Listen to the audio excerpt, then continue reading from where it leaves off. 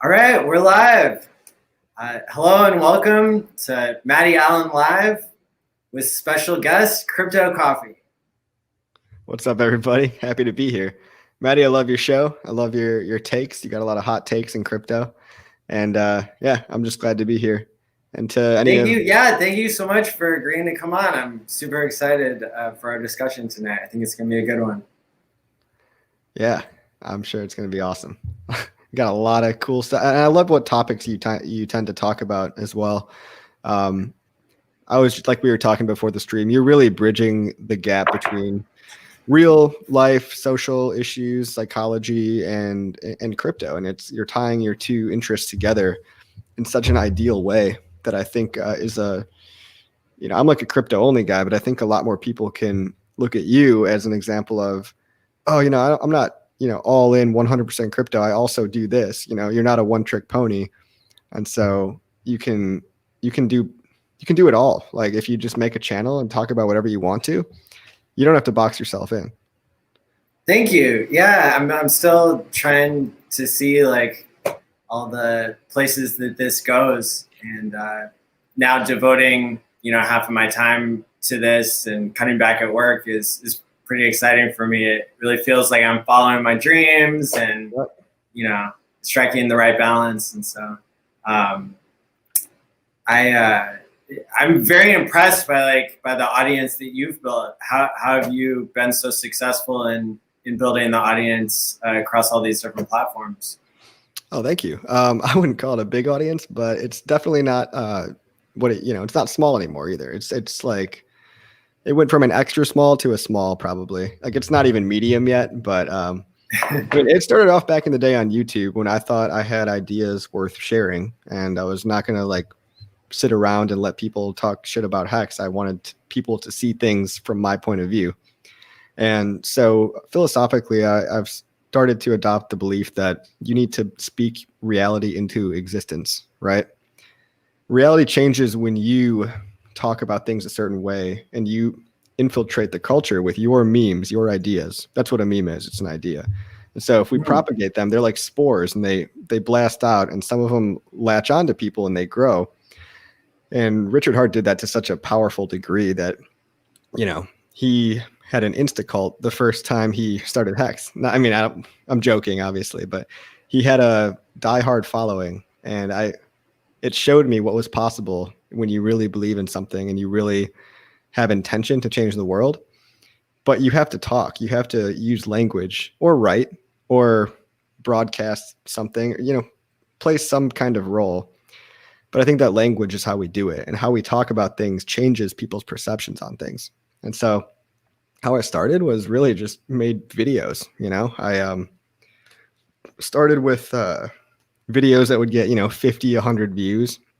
Now they regularly get about 1,000.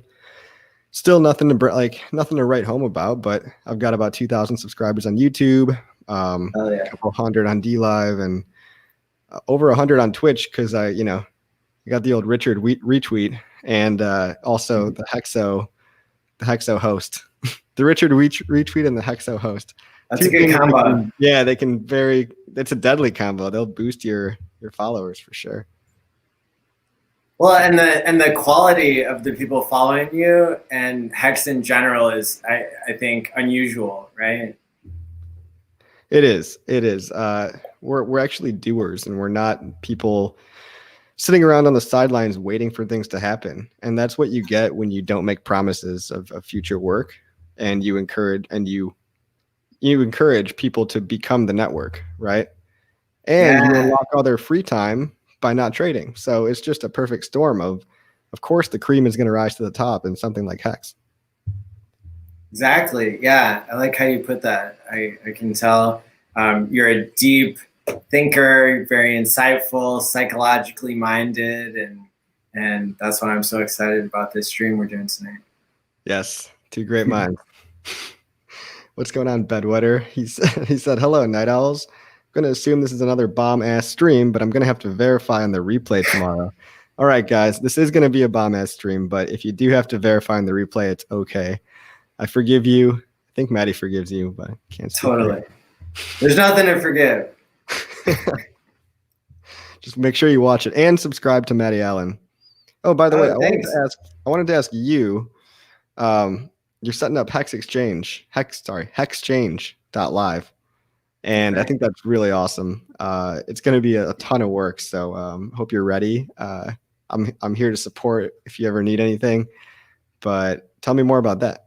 Yeah, I really appreciate it. So I have a background in neuroscience. I was a brainwave researcher for 7 years.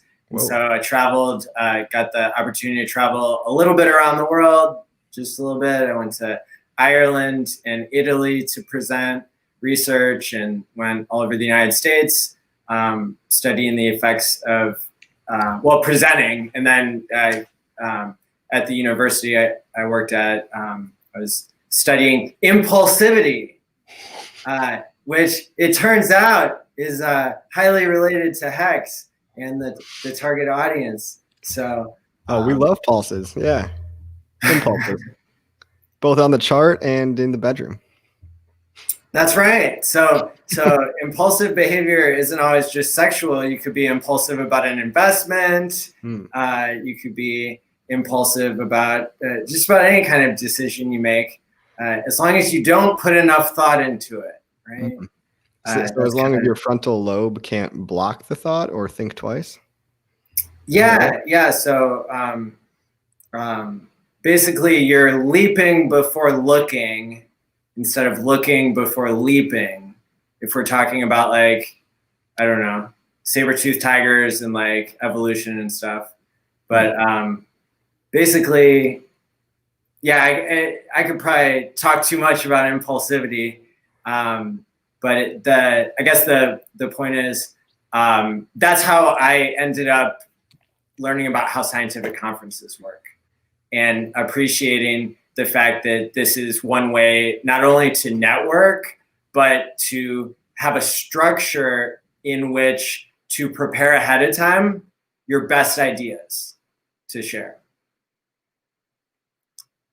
Is there a lag? No. Oh, there you are. I can hear you fine. I think our videos both cut out for a second or two, okay. But we're back. What's up, Trevor? Yeah, I think impulsivity, leaping before looking, doesn't that benefit us in some senses though? Like when you have to run away from like a predator, isn't impulsivity kind of a benefit in evolutionary adaptation? Absolutely. You don't want to be stuck too long waiting to make a decision or weighing the options whenever action is required, right?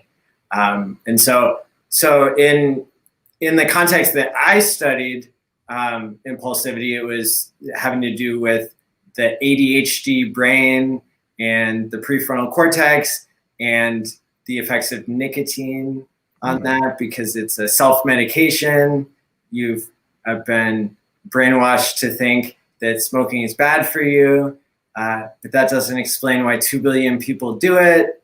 They do it because it helps with attention and regulating emotion and stress and anxiety and depression, and helps with lots of things.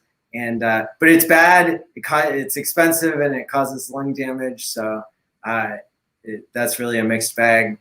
And but the reason we were studying nicotine is because you have to understand something scientifically, you have to be able to manipulate it.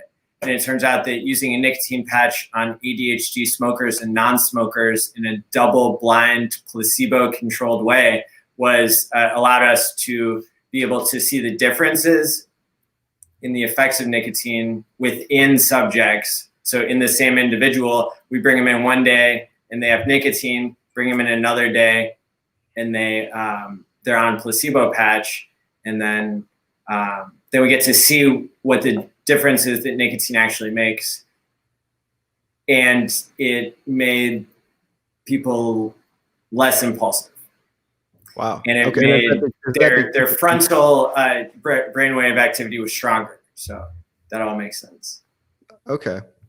Is that because they were able to satisfy basically replacing or substituting one impulse for another? Or did it actually have a direct effect on the frontal lobe in subduing that impulse?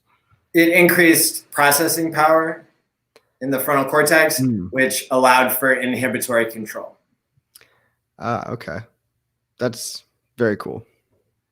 Yeah, and so that kind of taught me a lot about science and searching for the truth and spending years conducting a study to prove something and thinking extremely deeply about difficult problems and measuring signal versus noise and studying from all the knowledge that exists out there and how to participate in a conference. I did lots of different conferences. I probably did like three a year for several years. So I got to see a really small conference, a medium-sized conference, and a big conference, and how those kind of operate. And so that's what we based the outline and the structure for the Hex Change 2021 conference to be. To be filled with individual talks, panels of 4, and keynotes. Cool. And how long are the keynotes? Those are going to be 30 to 60 minutes. Okay, great. Yeah, so it sounds like you've been to your fair share of conferences. I have too, more so tech conferences. My company gives us a budget. It's called a training budget. We get $5,000 a year to basically go to conferences. And it used to be fun before COVID because we would use it as an excuse to travel to different cities. And I would mostly use it to go to blockchain conferences. Cool. Which was cool, but now with the virtual conferences, it's totally different. It's from a setting up perspective. I don't mean to say it's easy, but it's easier than having to pay for a venue, just, financially and everything. But there still are all these different new tricks to learn about, how do you host such a big audience without, and keeping the uptime, and how do you box people into, and how do you like mute people and make sure nobody is talking over each other and stuff like that. So virtual conferences are great because you can attend from all over the world. They're great because they're cheaper, but there's all kinds of tricky, Zoom magic you got to work. So I'm sure that'll be fun to figure out. I'm curious about going back to impulsivity. If any kind of research, I'm curious what the research would show about trading's effect on the impulsivity of the brain, and if traders are naturally more impulsive people to begin with, or if staring at a chart triggers that, or if it subdues that, or kind of is like the nicotine fix almost. Yeah, so I've done a good deal of self-study in the field of economics, and so whenever Richard has been explaining how Hex is a economics breakthrough, I definitely see that, right? Mm-hmm. And so that's I don't know. So I have a whole ton of thoughts about that. When it comes to impulsivity and trading, so I think I don't know all of the research that's been done, and I haven't done a full review of the literature, but I can tell you, based on my expertise in impulsivity and in understanding people's behavior and kind of integrated with economics, yes. In fact, money is a highly motivating thing for people, right? And it's highly rewarding. So we know that. And that's evidenced by people going to work and doing things that they normally wouldn't do for free, right? Mm-hmm. And that's evidenced by this field of contingency management, where people get paid to quit using their favorite drug, and or they get paid to like alleviate their depression by being more active or exercising. And that's the strongest effect size in all of psychology. is Hmm. paying people. So what I'm saying is money is addictive, and when it comes to this trading and impulsivity, I believe that the algorithms have figured out how to suck you in and to make you a gambler. They're not happy just profiting off of people who are already gamblers. They want to make you a gambler. Robinhood wants to suck you in and spit you out, right? And and then everybody needs more mental health therapy because it makes some people suicidal, right? It's Yeah. Well, I terrible. guess that's job security for you in a very bleak, morbid way. But I yeah, I would know. love to go out of business. I think that I will Right. someday. I I think hope. that, well, really, the idea of gamifying mental health like isn't new. That's a nice way to put it. That's a buzzword.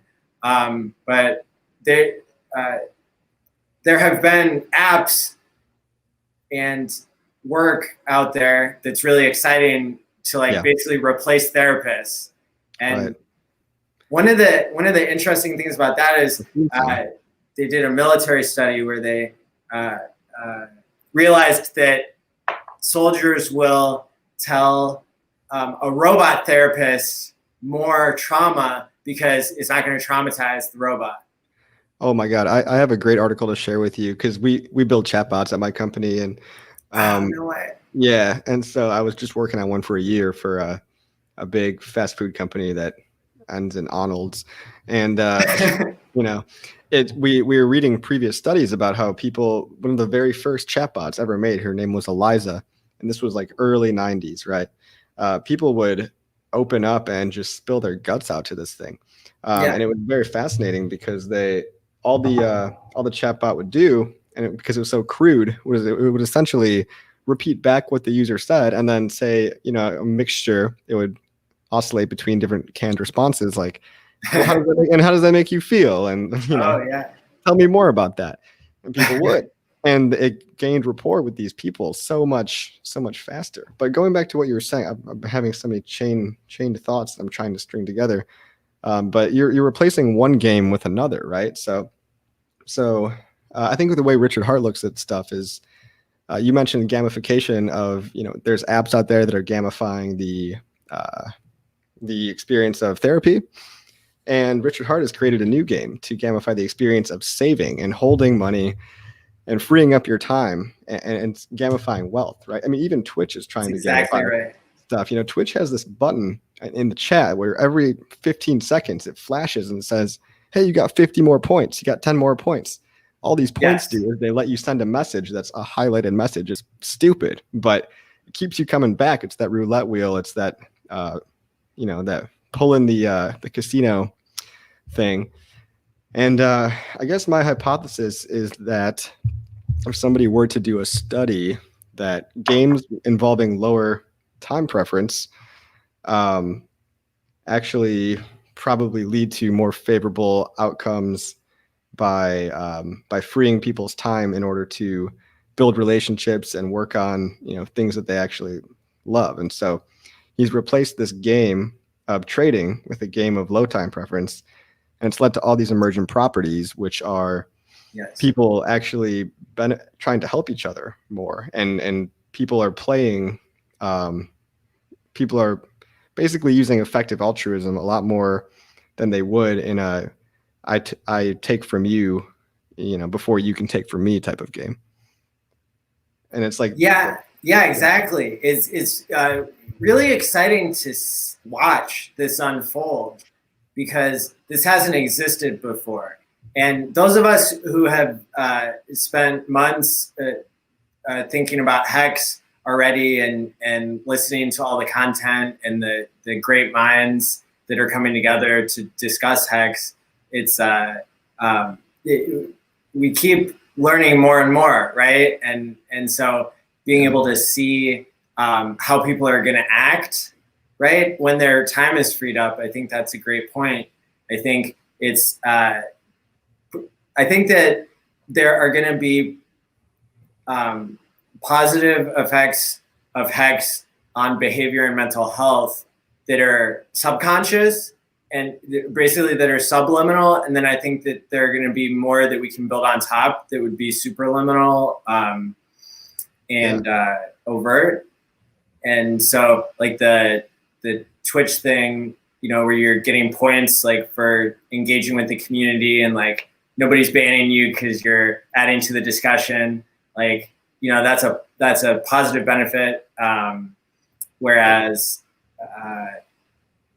Hex basically subconsciously causing you to delay gratification and like to find that rewarding over time, like that will also, I think, have an effect on people's behavior more than maybe they realize or more than we can tell now, because the system hasn't like finished setting everything up.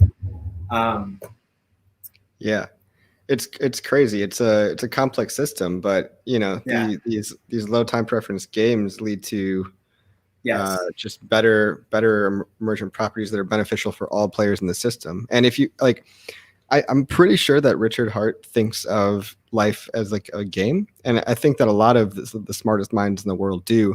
And so I've been trying to adapt that mentality as well, of seeing everything as a game and different players and characters, and even just like powering myself up. Like, how can I get a power up? How can I get an achievement? But it's really important to define what game you want to play. Because just like habits can only be replaced by other habits, or at least that's the most effective method. You probably know some better methods, but you know, to replace video game addiction, like as Richard Hart might say, why not replace it with winning at life? So his idea of winning refers to life as a game, right? There's a game that can be won and lost. But it's a much larger game where you're interacting with real people, making the world an actual better or worse place based on your decisions. And so if we can, the only way to replace our habits is by finding a new one. And the only way to replace the games that we play is by finding better games, right? So really be careful about what games you're playing out there, right? Are you in the trading game? Are you in the Hex is a game, right? It's a game with all these beneficial properties that we've talked about, where it unlocks your free time, it builds your wealth, it allows you to interact with the ones you love and bridge the gap between, you know, your other hobbies and find all these creative new outlets of spreading awareness. So I guess be careful what game you're playing is the is the gist of that. That's an awesome moral to the story. Yeah, because you're going to play a game no matter what, right? You have to participate in life, otherwise, you know, you're just sitting there, or you know, the game of life. Yeah, I mean, really. So there's all these little sideshows in crypto, right? There's this, come over here. We got this little like complex Rube Goldberg machine that you can spend, you know, a month trying to understand. And then at the end of the day, it's going to lose you money. Or come over here. We got like a multi-level marketing scheme. Over here, we got a little, you know, we got this trading alert bot. Maybe if you buy this alert bot, you can make your own alerts and you can spend months and months programming alerts that don't work because they don't execute right. And you learn that the hard way. I did that. So be careful, right? It's a tricky out there. And I guess you have to fail and realize, you know, it's kind of like the Truman Show. You have to kind of get to the edge of the globe a little bit in order to kind of branch out and realize that there's bigger bubbles out there. So like, I don't think people understand yet that you can own part of this game. Yeah. It's not a zero-sum game, and you can own part of it, and it's decentralized, and it incentivizes saving for the future, delaying gratification, and making humans better people. Yeah, like most stuff sucks you in and spits you out like a much worse person. But this is probably going to end up being the opposite of that. And that's like such a powerful thing. I actually strongly believe that there's a huge incentive, that there's a huge kind of like game theory incentive in Hex to like not bring people into it at this phase. Why do you say that? Because that's not the way you win. That's not the best strategy. It's like, you know, like, I don't really have that much experience playing video games, but I don't know, like, why would you leave a bunch of coins in Mario? You know, like you're gonna grab like And then Oh, to accumulate before. yeah, it's a game of accumulation, especially in the Genesis phase. Like, you know, you don't really know if the next guy who comes along is going to be as good of a person as you. And so, like, why would you let them get the coins? And like, this is just like, I mean, it is like buying Bitcoin at a penny or better, because like Hex is way better. So like, there's no reason to tell other people about a super asymmetric, you know, like investment. Like, right. Because if this is a game that incentivizes players that have positive behavior traits, before the team or the players, the quality of the players deteriorates, you want to accumulate. Like, I'd rather have, 100, solid hardcore buyers and believers than later on 10,000, 1 month dumper kind of people. Yeah. Right? So I think that's just occurred to me, and it's kind of bothered me along the way. It's like, well, wait a second though. Like, why am I talking about it? Why am I promoting it? But when I really look at how much I'm kind of like onboarding people versus like just trying to get ahead of the game with all these ideas, I think like I'm spending a lot of time like thinking about Hex, like writing about it on Medium, like networking with people who are already in here, and like just appreciating the fact that this is a special thing, and that it's something I want to understand. And it's like it feels like I'm kind of being cautious, like, but I'm not sure if that's, and I'm also considering the possibility that like maybe players who are more in, like all in, are like more open or wanting to onboard people more than people who maybe are still coming to the realizations of, or like getting comfortable with like putting more maybe of their life savings, no financial advice into the game. Yeah, I think that happens in all currencies. People want to pump their own bag, right? So you'll only hear people talk about coins they own, and then once they sell it, they'll never talk about it again. But when you are staked for 15 years, it opens up, like you do want to talk about it a lot, but you want to go even farther, and you want to plant these seeds that can grow at a later time. And I love these accumulation phases too, like we're going through right now, because it gives you a breather to plant the seeds of what you're going to do that will, like my own idea, right? The course, which I posted on Twitter yesterday. I now have this option while I'm just holding to make a course that will hopefully be a, one-to-many thing. And it might even have a referral program so other people can promote it if they like it. But it's going to take a lot of time, right? And I need that downtime where Hex isn't going crazy, because I'm not going to lie, during big payday I didn't get anything done. I couldn't get anything done because I was just watching the chart and getting on live streams and talking about, oh my god, you guys, like, can you believe this? And it's a lot of fun. It brings people together, but this is the downtime where you can network, share ideas, and the networking aspect is also huge, right? Like, I've met people like you, people like Gary, RG3, and Hexo, and all those guys. Way more people than I can say here. Like, the list goes on, but I think a lot of these people have already tipped my life in a direction that has changed the course of it forever. I can just kind of feel that already. I agree. Got the same feeling. And it's nice when you take the red pill and actually get on the camera and let people know who you are and everything, because then, you can start to develop relationships with people. Like, Twitter is great, but how much can you really have a conversation with someone on a Twitter thread, right? It's like the more you open up, the more people can come in, and the more you're basically a receiver for opportunity. Yeah, definitely. Yeah, and I've found that to be true, that I'm really glad the people that I've been watching in Hex, like, were saying, oh, you should show your face, like, just to everybody, to the entire audience. And then I was like, yeah, I should show my face. I was talking to people in my personal life. They're like, no, definitely don't do it. I'm like, I'm doing it. That's the greatest thing is not listening to people's bad advice is like, Yes. you know, Because you I was can't. right. Yeah, like I'm Yeah. loving this. This is like the Yeah. time of my life for sure. Yep.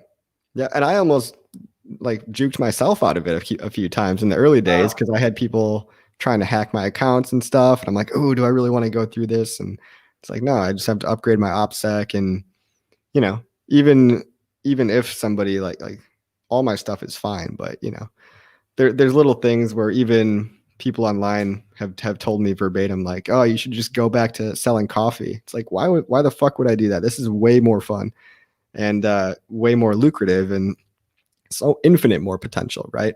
yes. Or yeah. Oh, okay. I just realized I know what it is. What? Like, like everybody that we onboard into Hags, we're basically like married to them for 15 years.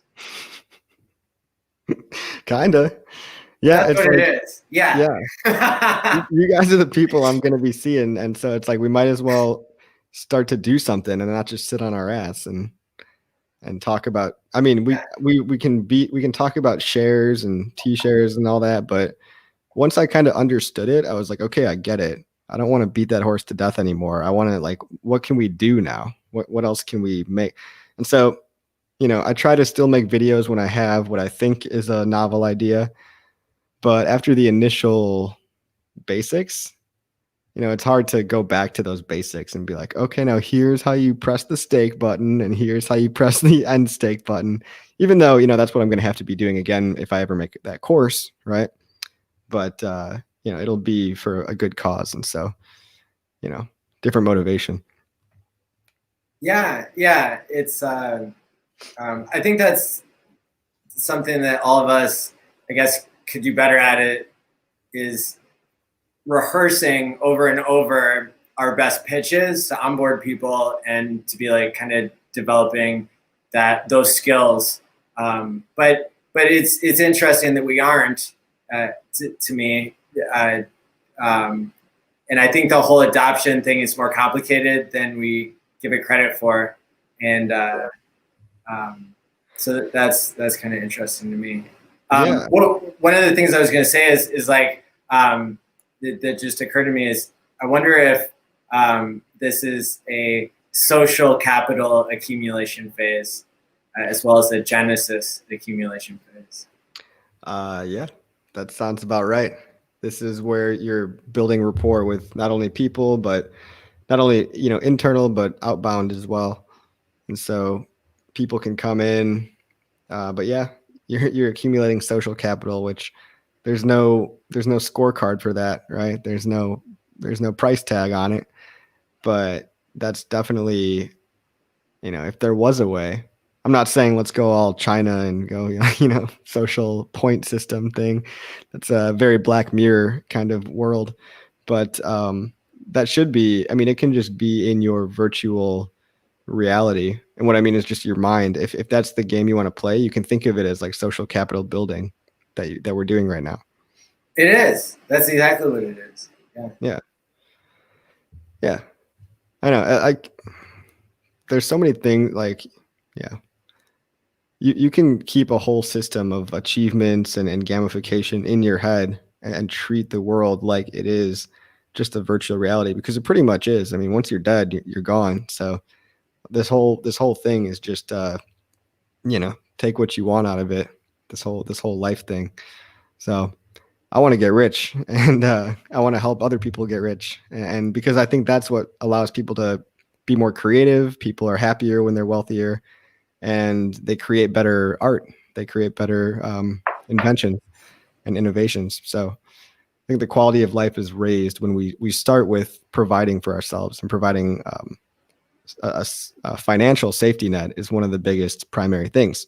I mean, most people can't even pay off their college loans after they took out 100 grand in debt, and they don't have they're worried about losing their jobs during COVID. Like there's stress everywhere. Yeah. Hey, what's up, Chaos? How you doing? Thank you for joining on Twitch, by the way, Johnny. But yeah, what we were going to talk about something that was super interesting. Do you remember what that was? Well, so we touched a little bit on the conference, and is that where we're going next? So we talked about the parts of the conference that are publicly known, but it's also well known that I'm working hard behind the scenes to level up the conference as much as possible, right? And and so part of that is basically for part of the game that I'm playing as one of the organizers is to see who we can get as other keynotes, right? Because we got Richard as a keynote, right? And that's amazing, right? Like I'm super excited to see what he does with exactly an hour, you know, and then the social will start after his hour of keynote, and so I think that we'll get to see a lot of really cool stuff with him as the keynote. But of course, there are lots of other audiences, right, out there in the crypto world, and other people who might be interested in speaking, might be interested in saving face and getting on the right side of history and those sorts of things. And so by starting to reach out to some of these other influencers in crypto, I'm starting to get a little bit of a read of where they're at with Hex on their Hex journey, right? Because like I predict that they're going to learn eventually, and the question is whether they're going to do it today or tomorrow or further down the line, right? Mm-hmm. And that makes me kind of so in my mind, I separate the influencers who are bought from the influencers who are less bought. And what I mean by that is like I believe that Anthony Pompliano is like super bought at this point, like because he like convinces people to send their Bitcoin to an exchange where they get 7% or 5% APY, and they don't even hold their keys, right? Yeah, it's and so many of these guys are paid for, or they're bought out by some interest, and so if you don't have centralization, your own, it is the old ways. It is. If you're not bought in by yourself, then someone else is going to buy you out, right? And so it's like Hex is like this open, free idea. People probably think, oh, you're a sellout to Richard Hart. Richard Hart doesn't own Hex. Like it's just a concept. It's a smart contract. Like it can be, it's there if you want it, and it's actually decentralized, unlike a lot of these other things. So it is hard to find an influencer these days that's not promoting eToro or whatever. So oh yeah. So what they do is they convince the people who think they're playing it safe to send their keys to a centralized exchange to earn pitiful amounts of interest compared to the risk that they're taking on. You'd have to keep your Bitcoin there for 10 years to make 100%, whereas it would take one day for them to exit scan with your keys. So the amount that they're paying is not high enough for that level of risk, probably, right? And then what are they doing with your Bitcoin?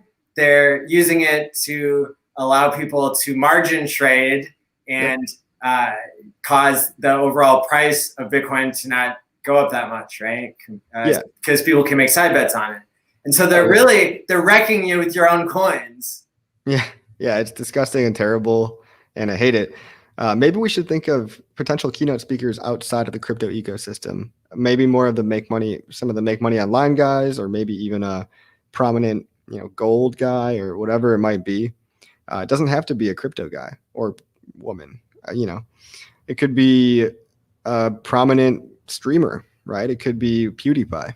Obviously, he's probably got his own thing going on, but it could be a lesser known prominent gamer that might bring in a whole new community if they could first, learn about what Hex is. So if anybody out there knows people in other industries that are super interesting and great public speakers that would make a good keynote, hit up Matty Allin. And hit me up. And here's another thing that I was thinking maybe we could look into is there might already be a tool made for this, or we might do it manually. But if we all went through our accounts, let's say like our Twitters, and we looked for like who are the largest people who are following you, and like we had like a list of all the biggest people that are, because that's kind of a signal, that like they love Hex, or they might already know a little bit about Hex, or there's some reason why they're following, right? They had to click that button. And so if all the different people who are going to be presenting in the Hex live stream, or people even who aren't, if we're all willing to like organize together and do a deep dive on our followers, then we'll probably be able to see who maybe are some people we haven't thought of that are already secretly loving Hex. And I love that idea. I just wrote that down. Everybody, if you didn't write this down, go to your Twitter, go to your people that are following you, and look for the one with the most followers, or the most popular person that's following you. Reach out to them and, see if they know anything about Hex. I mean, we should be going like door to door on everybody, but it's only 24 hours in a day. But that's a great idea. I mean, we need Silver to do a tweet analysis or something like of like the entire network and see who are the biggest connectors that we don't know about yet in Hex. Who are paying attention.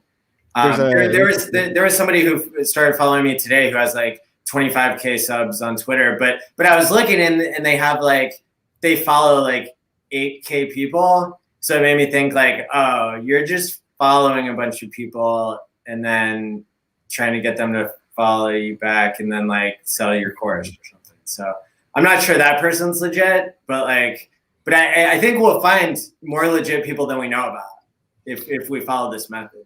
Absolutely. Yeah. And I think that we need new fresh voices, because crypto it's had enough of the circle jerk, man. It's a fucking echo chamber, and it's just everyone patting each other on the back for how their Bitcoin might double or triple in value if they're lucky, if the institutions will pump their little bags for them, right? Like if the institution's going to pump their $1,000 that they hold on Coinbase. And that's what it's devolved into. And all communities devolve over time. Unfortunately, even the Hex community 15 years later might devolve to a degree, but I hope it never does. Right now, it's the strongest in crypto. It's unlike anything I've ever seen. Yes.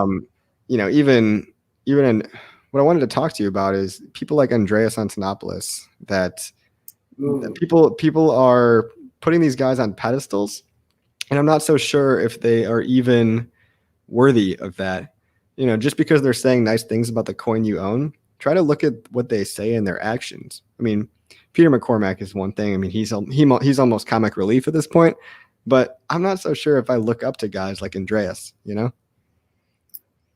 I want to set the example of speaking very highly of those who criticize us, because I think what's the expression? Catch more flies with honey or something. Yeah, I don't know. Yeah. But it's really, I think that's why the last episode that we did of Hex Therapy was about self-esteem, because when we know that we're going to win the game in the end, I think like we need to project that confidence, and we need to like be the bigger people, right? Already, even though they think they're bigger and everything. I think that that would be a good strategy for us. I think. But that's not necessarily proven, right? Like fear sells, and drama is what people are attracted to. And so I know like people in the hex community have like experimented, right, with creating controversy as a way to advertise or to settle disputes or whatever it is. I think that the deep fake with Andreas or the whatever it was with making it look like he was sponsoring Hex or something. Oh yeah, that joke. Yeah. Yeah. So that may have came off wrong, right? Like that. Yeah. Well, I'm pretty sure of it. Like. Oh yeah. Or whoever supposedly offered him 10 Bitcoin to interview Richard. Like that was not cool, man. Like I don't know if that guy thought he was doing a good thing, but you're right. Sometimes you do these things and it looks much worse than it was actually intended.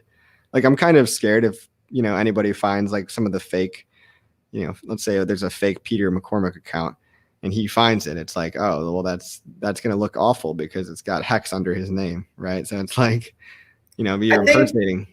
Yeah, I think it goes back to what you were saying earlier, though. It depends what game you're playing, right?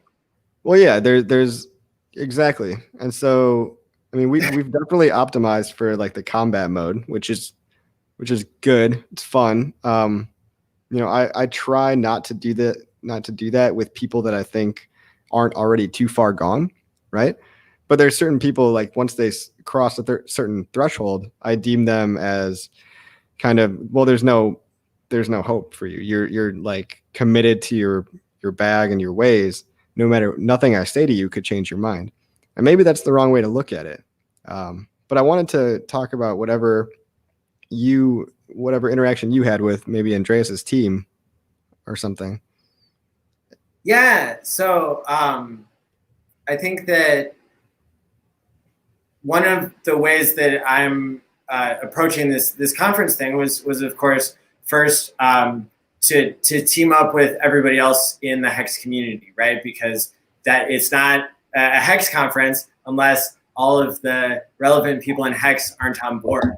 And that's what shocked me was the amazing response from all of the other people involved in Hex. I think we're onto something here when it comes to all cross promoting each other, sharing our best ideas, building our community further, right? This idea of building social capital, intellectual capital, right? Like I think we're on the right track here, and I think that this conference format is going to provide structure and make us come off extremely polished. We've got somebody putting many hours into creating a CGI background that's going to make all of us look like we're all in the same place in this fashionable studio that where we're broadcasting from. And we've asked everybody who's going to be presenting to have a green screen. And then there will be a couple exceptions to highlight kind of what some other angles, but it'll be it's going to look so beautiful. It's going to be so awesome. And so that's where it needed to start. And when I was getting a lot of feedback from other people about the name of the conference, there was discussion about going with a name that was not Hex centric. Because we were thinking, well, maybe that would allow us to pull in big names outside of Hex. And the consensus seemed to be, no, they'll come to us eventually. This is the first Hex conference, and so it's going to be named after Hex. Hex changes. Hex change 2021, right? And Good. We dropped the S because it's 3 syllables instead of 2. And and so I think that's really beautiful, right? That there's a line drawn in the sand. This is not DeFi, this and that. Summit, 2021. And I like that it's Hex change. It's 2 words, and it can either be Hex change, like we're exchanging, or it's Hex change, as in Hex is, influencing change. Exactly. Yes. It's a great name. Thanks. Yeah, I think this is gonna be something that we're gonna do every year. So we might as well have a good rationale for the name. And so that was part of the psychology of looking at who's going to be drawn to this and how it's going to go down in history and what it's going to be, right? And so using the same type of kind of experimental approach, I kind of wanted to start branching out and keep getting feedback as I'm doing the work to invite people and to be helping to organize this. And so Andreas seemed like a good person to invite because I was pretty sure he was going to say no. Right. And sure. But I just kind of wanted more practice with inviting somebody and seeing what they're going to say and refining the pitch and kind of understanding the psychology of inviting people outside of our community, because we are an awesome echo chamber, and I don't have a whole lot of reason to pay attention to people who are talking about other stuff at this point. Mm-hmm. And so I wanted to learn more about what it would take to get people, and so anyway, to kind of stick with what I was saying before, but not speaking badly about other people. I think I had a lot of exchanges back and forth with Andreas's team, and he will not be speaking at the conference. Shocker. And that's probably going to be just fine with us, because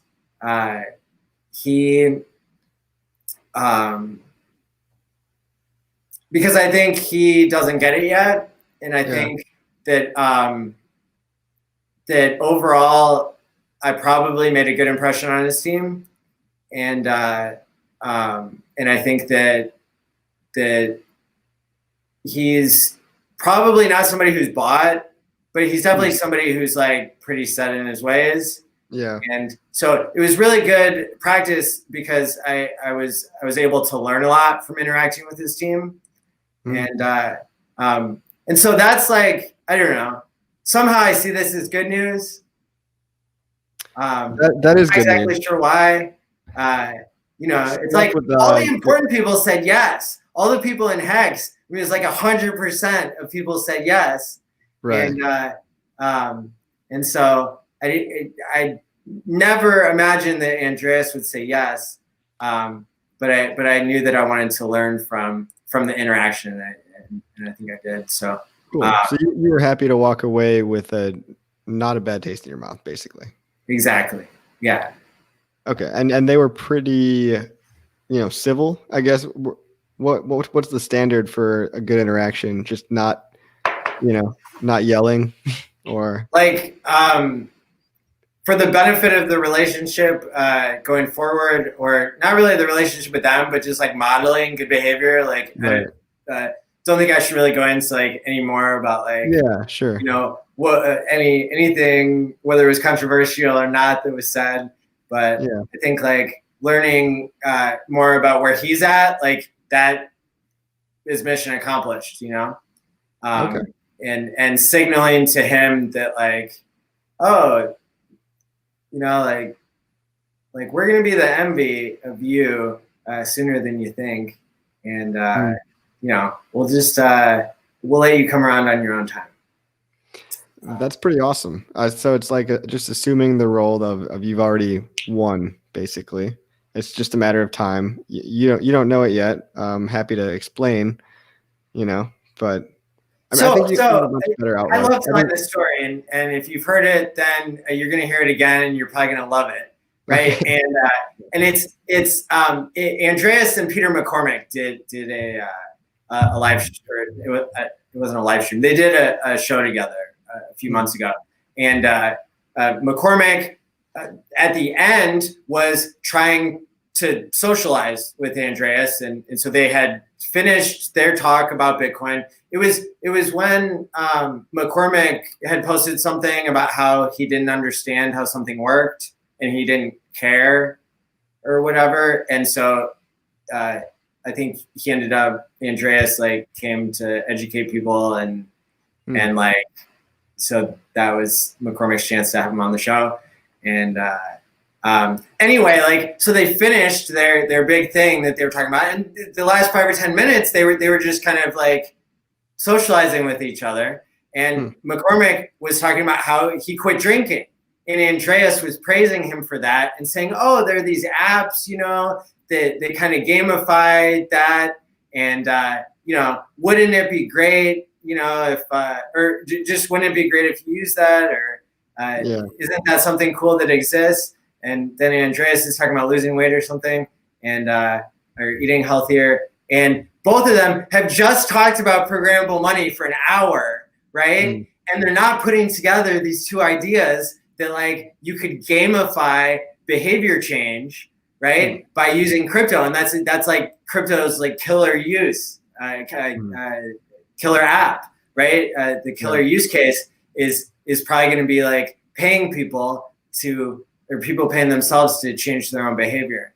And it was like they were both so close. They had just talked about programmable money for so long, and then they talked about a gamifying behavior change, and they didn't put the two together. So, man. So you truly are taking like a almost a therapist or psychologist viewpoint on this, and I think that's really awesome. I wish I could kind of get to that space. I you know, I try to be calm, but I think there's some kind of, maybe it's a natural, maybe it's more of a male thing to be confrontational, or just to, and maybe just the types of people that we have in Hex are a little bit prone to aggressive behavior, which I find fun to engage in as well sometimes. And, you know, that is, I don't know if that's a flaw or just part of being like speaking up for what I believe in. I guess sometimes I have a hard time trying to draw the line between, you know, holding your ground, you know, sticking up for yourself, and then trying to, you know, treat everybody, you know, equally, or how you want to be treated, especially if they're not treating you the same way. Right. Yeah. So, yeah, that's a great point. Yeah. Sorry. Go ahead. Yeah. And so I think the more that we kind of analyze our own behavior and explore it and come up with these emerging insights, I think it's going to be really exciting. I think it's going to be discussions like you and I are having right now that is going to unlock a lot of the emergent properties of Hex. We're going to be sitting around thinking like, well, why was I sending an email back that was, you know, this or that, right? Like, why was I being confrontational on Twitter, you know, whatever it is, or why was I being more civil than I could have been, right? And it goes back to your theme of what game do you want to play, and it goes to like, but it's just so fun sometimes to, you know, someone comes after you with a completely unbased claim, right? And then, you know, you get a team of 50 dudes ganging up in there on him, and then, you know, it ends up being his most popular post of his life because he said the wrong thing to the wrong people, right? So it's like, I guess I'm trying to be a little more tactful and not just like fuck you retard kind of thing, but like somebody made a post the other day of it's a retweet of something that's one of Lights Out's tweets, and it was, you know, Hex has the best marketing, Hex has the best price performance, and some guy tweeted, you know, imagine being this guy, you know, and I was just like, in the Twitter thread, I was like, hey, it seems like you're interested in Hex. Thanks for promoting it. And then I left. So I'm like, you know, maybe, yeah, that was a little bit snide, right? But at least I, you know, I stopped myself from being like, you know, fuck you type of thing. So yeah, I think that's something I, you know, personally could work on. I'm sure a lot of people could too, or at least just try to find a more tactful approach, I guess. Yeah, I think if we don't try out the different games we can play, we won't know which one we like best. Well said, man. Well said. And I think it's going to be kind of hard for us to imagine all the places that Hex will take us, and what kinds of things will actually make Hex more popular. I think I would love to talk to you more about the adoption psychology.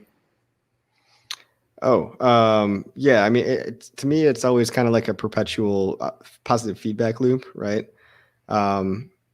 There's like different ways you could look at it, right? From even, for example, the fact that interest rate goes down when more people are staking. Well, that's because more people got in and they bought the price up, right? And then when maybe, let's say, there's not as many stakers holding the price up, well, the interest rate goes up instead to accommodate for that and to attract more people in. And so I think it builds momentum, like a flywheel, like maintains momentum, I believe, if I remember anything from engineering, which I don't. But it's like a wheel that once it gets turning, it gets harder to stop, right? So yeah, in terms of like outbound reach and new people, it's like, well, people only buy because they think the price is going to go up.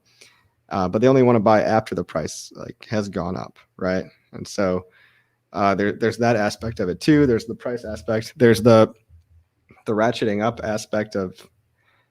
There's the emergent property via staking aspect, where it's like you're freeing up people's time to then go promote this product to other people and come up with creative ways. Which I think that might have been the most powerful effect, right? Is the freeing the time suck of worrying about trading and all this different stuff, and allowing, essentially an army of hardcore promoters to form that'll do the messaging to feed the product, right? So there's all these different self-sustaining and self-correcting mechanisms, which I think are really cool. I mean, there's probably more that I'm not thinking of right now, like penalties, right? If penalties are the one thing that is potentially a negative, right? Because some selfish person could cause FUD, right? I mean, penalties are definitely a positive, right? A net positive. But somebody could fake FUD in order to shake people out of their positions in order to get all their penalties, right? A very selfish and evil person could probably do that. But I guess, would that really be beneficial for him in the long run? Because that would, if you're fudding people out, that would hurt the price. So actually, no, never mind. I go back on that. That wouldn't be the best play for them, because like you wouldn't want to make fake FUD to get people's penalties. You'd rather have the positive price pressure because they're holding up the price, right? Instead of selling it down. So I guess penalties just alleviates some sell pressure from people. So far it's been from FUD. Yeah. But yeah, go ahead. Yeah, it's fascinating because I was thinking about it today. Like I haven't thought of a way yet, but if we could think of a way to break Hex, right, and to make it stop working somehow, right, then everybody would still be locked in, and so there would be time to fix it, right, and that doesn't exist in any other coin. What do you mean break Hex? Like I don't know, like find some flaw somewhere in it, right? Like, but like the cool thing is that you'd have like so much time to like fix it. Like of course, like everybody has liquid Hex, like maybe they would like dump it, but like that doesn't even matter because like there's so many of the coins that are already locked for so long. It's a weird thing to think of, but like I'm not saying that there's a way, but if you think of like what are all the possibilities of things that could happen in Hex, and like let's say tomorrow we woke up and it was broken, like that would actually help prove like how awesome Hex is, because there would be time to fix it, and there would be all these stakeholders who are like so invested, like everybody would care to fix it, right? Like because you're locked in. Like I don't know if that makes sense. Yeah. No, it does make sense. Sometimes I worry about, if something breaks in the Hex ecosystem or in the Ethereum ecosystem, that's like existential risk, right? So it's like That's like on the level of solar flare, right? Or like earth, not earthquake, but something takes out the internet, right? Or Ethereum has a critical failure, right? Then it's like that would be pretty hard to recover from. But I try not to let those existential risks keep me up at night, right? Because you can go crazy thinking about, oh, what if, that's to me, that's on the level of what if the OA dumps all the coins? Like, probably never going to happen, right? Like abysmally small chance, right? Yeah. I mean, but for Hex to break, maybe I'm not thinking of it in the way you're thinking of it. But yeah, I don't know. Yeah. I guess what I'm saying is like the fact that everybody's locked in is like so incredibly awesome. I think it's kind of is something that occurred to me today, and so I guess I spend a lot of time thinking about things new ideas in Hex that help explain why I'm so passionate about it, and kind of why it's different. Like, why is it good that if people are locked in, or like, since that's one of the things, right? Like, that's one of the economic breakthroughs, right, that Richard is talking about, is the fact that people can lock, and with the penalties, you can't unlock, you can't go back on your promise. Yeah. You have to keep it, and that hasn't existed before, and so that creates new dynamics in the market. Yeah, it does. I think one of them might be. I just had this thought, but I lost it. It's like the price goes up, and people complain about the marketing, right? It's like, oh, we shouldn't talk about 240x because people are going to think they're too late. It's like, well, then why on every pump do people keep buying the pump? Like, people like to buy into pumps. They don't like to buy dips. People like to sell dips and buy pumps. And that's just human psychology. They like to do the opposite of what's good for them in the long term because they're looking at the short term vision. So I think that people, clipped your discussion the other day. Like, I just clipped a video, like, for myself of like you and the Dash guy talk, and you gave such a beautiful pitch on price, and explained it so well. I thank just you. rewatched it today. I don't even remember what I said. Do you remember what it was?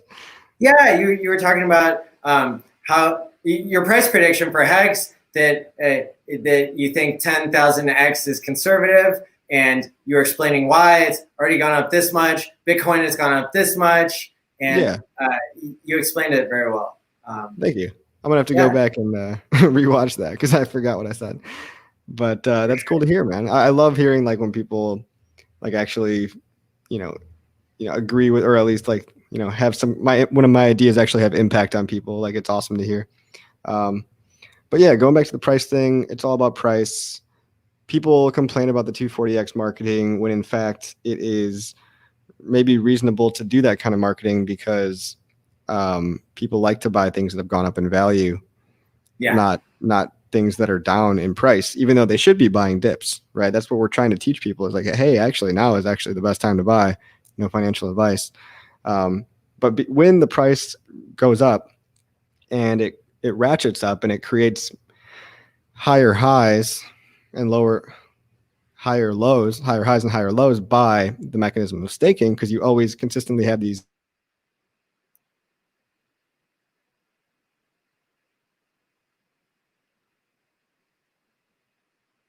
that is what sucks in new people like a whirlpool or like a vortex of like all the new people around are just people that haven't bought Hex yet.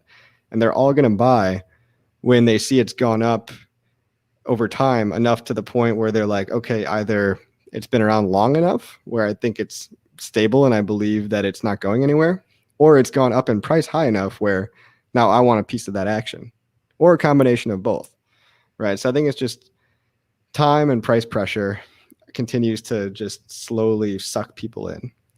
And I think that's kind of the marketing that speaks for itself in Hex. Although we do need messaging and social outreach, right? We can't just assume everyone's going to go look at a price chart. We have to say, okay, hey, look at this thing over here. here it is.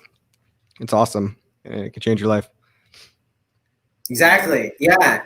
And so that's why one of the categories in the conference is going to be testimonials, so that we can have people with their beautiful matching backgrounds to give their rehearsed presentation of how Hex changed their life. And we've already got a variety of those stories that are so outstanding, of Hex making a difference in different ways. And so that'll be exciting to see. One of the things that I think maybe that is going to be controversial, perhaps, is this idea that it's okay to have pretty women who promote Hex. I think that's going to be a big thing. Absolutely. I think you should never deny somebody something that they're opting to do, right? If it's a gig that anybody wants to take, whether it's being a booth woman or, you know, or any kind of, anywhere on the spectrum of that, it's usually, I mean, it's always pretty much voluntary from what I've seen. And it's a good way to make money and learn about something new as well. I mean, they also get something out of it because they can learn about something that can change their life, you know? Yes. I know I've talked to a lot of women in Hex that they actually understand it. I don't see a lot of women in other projects, right? No. Like maybe that's because I don't pay attention to them, but like I really, from my previous 5 years in crypto, did not see that level of engagement from females. It's just been a largely male demographic. I think there's a reason why Andreas made his statement about not wanting booth babes at conferences that he speaks at. And I wanted to, I guess, put out good vibes and thank him because if you read into his details, I don't know if it's new or old, but he asks on his invite form that conferences have an anti harassment policy. And so I'm happy to announce that the Hexchange 2021 conference has now posted anti-harassment and anti-discrimination statement on the website. And basically what this says is that it's not okay to harass anybody. It's not okay to make sexual comments about people that are unwanted. And but we've also added this part that it's okay for everybody to promote Hex, whether they're a model or not, right? That we're not going to be discriminating against people because of the shape of their body or any other factor that could go into an individual, right? Like, I love that. Yeah, it makes so much sense. And I think there's so few women in Hex or in crypto demographically that this is another way that I predict Hex will stand out by being welcoming and kind and respectful to women, and to not tell women what they're allowed to do with their bodies, whether they choose to show more or show less. I don't think that there's anything wrong with the term booth babe. I think that that's threatening to some maybe it's like some people, or kind of like if you're having a conference, I get it, right? Like there's so many hot chicks that are in the industry booths, right? And they're trying to get you to sign up for scam coin, right? Or whatever it is. And it's like, it works, right? Like That's why Andreas doesn't want it in Bitcoin at his conferences, because it works, right? And so I think that's a really important lesson for us to learn, is like, Hex is going to use things that work, right? And so that's why I predict that that there's going to be a lot of really attractive women in Hex. I love that. I think just like it's okay to talk about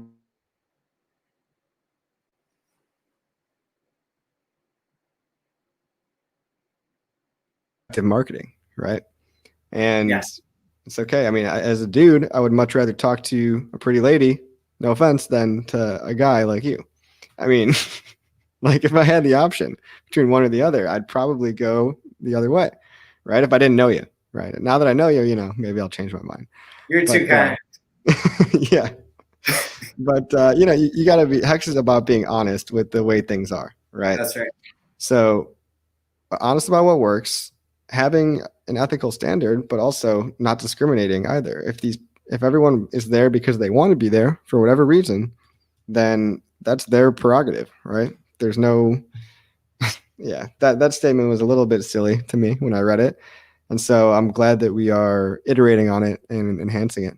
So well done. Yeah, exactly. Yeah. Andreas's instructions that are publicly posted are great. You know, like we're not going to harass people. And I think for Hex, we're going to explain that a little bit further and say that we're not going to discriminate. He says that too. And in our case, we're not going to worry about booth babes. I guess like it's a whole Hex conference. So, once we get too many like Bitcoin SV booth babes in our conference, maybe we'll catch up to whatever level he's at, right? Can we discriminate against logos? What's that? Can we discriminate against logos? Is that a thing? I'd rather not, but each person will play the game that they want to play, and I think Crypty girl is in the group of women who call themselves the blockchain babes. Yeah, I think there's 3 or 4 of them.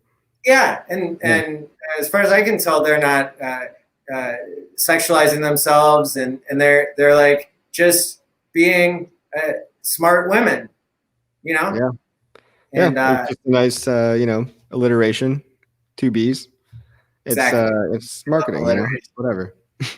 Love a good alliteration. Yeah, I'm writing down notes and stuff. Just if you think I'm looking down or getting bored, I'm writing.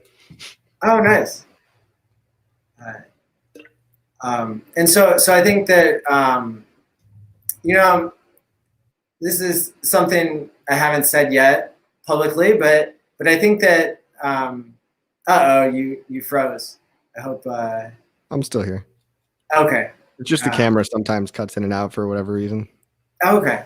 And so I think that another possible use case for Hex is with cam models online, because I think that that's an industry where middlemen take 50 to 75% of the money that cam girls make, and that's extremely not fair. I mean, that's ridiculous, right? Like Patreon takes like 3 to 5%, right? And so how much does a crypto transaction cost? And there's another example of where everything's already gamified. You know, they've got a tip system set up where women are allowed to do whatever they want. They put it on their tip menu, you know, and the ones that have actually the most interesting shows. Go ahead. I think never mind. I actually lost you, but now you're back. Okay. So I have friends who are cam models, and some of them have shows where they actually build community, and that's how they make all their money. And maybe they're going to take their clothes off, maybe they're not, but that's their business, right? It's a free world, and but I think it's interesting that some actually treat it like a talk show and actually build community and talk about funny things and have fun personalities and like build, like meet this need of like, you know, kind of like lonely men who need somebody to talk to, like, you know, and it's there are some that don't take their clothes off at all. It's totally fascinating to me, this whole ecosystem. And but it's interesting that the psychology of it is that there are going to be people in that demographic who are sex addicts and would benefit greatly from Hex, right? So it's like the cam models would benefit because they need to get paid directly in a way that doesn't take 50 to 75% of their money, and the viewers would benefit from being educated about something that delays gratification and, you know, allows them to live better lives, and maybe even create more of an ecosystem where the women, you know, like don't feel pressured or incentivized to show more than they want to, or maybe show more of their personality or something. It's just fascinating to me. Also, that there's this huge viewership that already exists, and it's like the actual incentives on both sides are in favor of Hex. Yeah, I love it. I mean, it's a huge untapped market. I mean, it's totally great that you're even bringing it up, because I hadn't even put the two together. But cam girls are getting ripped.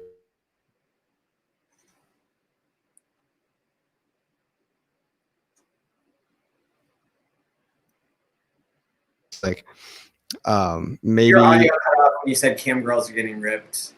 Oh, they're getting ripped off left and right, no matter what platform they're on, right? Yeah. So, you know, I don't know if it's if they're on OnlyFans Except or the Hex Patreon, platform.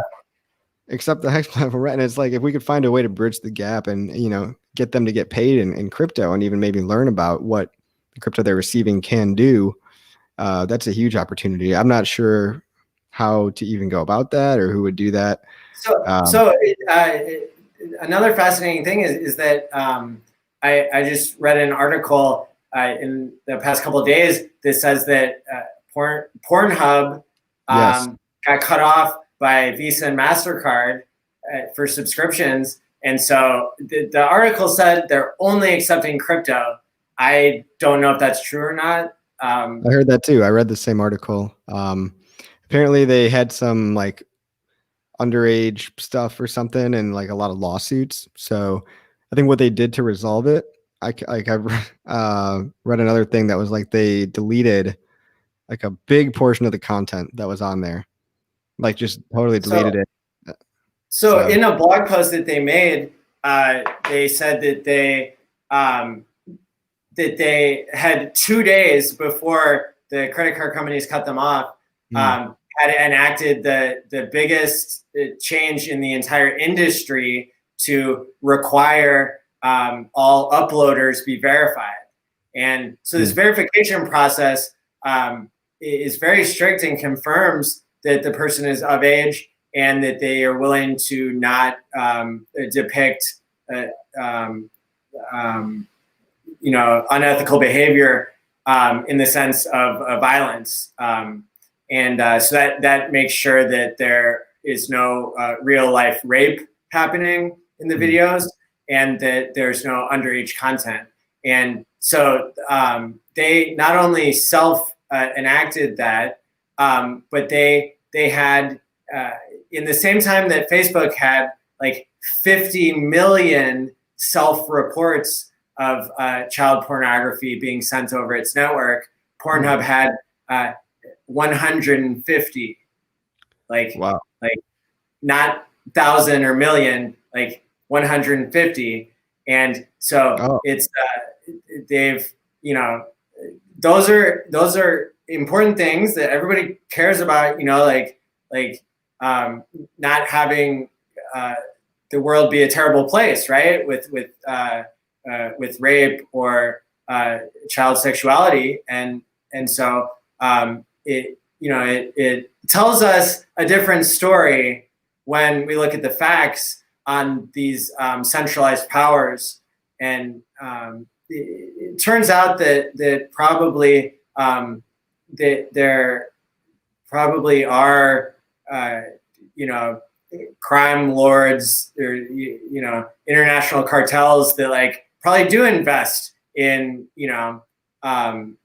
having sex workers making money online and stuff, and um, that's what the government's really fighting. That's why they're cutting off the money, right, from credit cards from these centralized sources. The United States has been fighting terrorism using bankers more than soldiers for a number of years now, and that that's the world reserve currency is dollars, and so even if even if Europe wants to trade with Canada, it has to go through New York to transfer more than $10,000.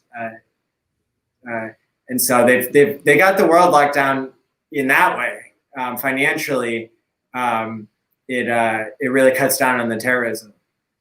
Yeah, that's a way that crypto can actually help. Well, I don't know if crypto can actually help in that case, but it was a way. So crypto helps with the larger issue that it's great to stop terrorism until you have so much power so centralized that it leads to inevitable corruption. Yeah, no, I get that. It's yeah. It's like terrorism can be stopped on those platforms, but yeah, once it gets to a certain problem, or once it gets to it's like a better system would be programmable money that's verifiable, that has programmed into it. You're not allowed to blow people up, but you are allowed to have free speech, right? Like that would be a better system than we have now of like shadow banning and like stopping bank transfers and doing all these secret wars against quote unquote terrorism as it's currently defined, which is really just an excuse to centralize power. And fear really drives people to give up freedom, doesn't it? Sure does. So that's a great point, man. You want to end on that note? Sure. Yeah. This has been so much fun. Awesome. Yeah, dude, it's great talking to you. You're full of ideas. I love the, bridging the gap and psychology aspect. And we'll talk more about just how we can present ourselves as a community going forward. That sounds great. Awesome. Thanks everyone on Twitch. Johnny, you're our #1 fan right now.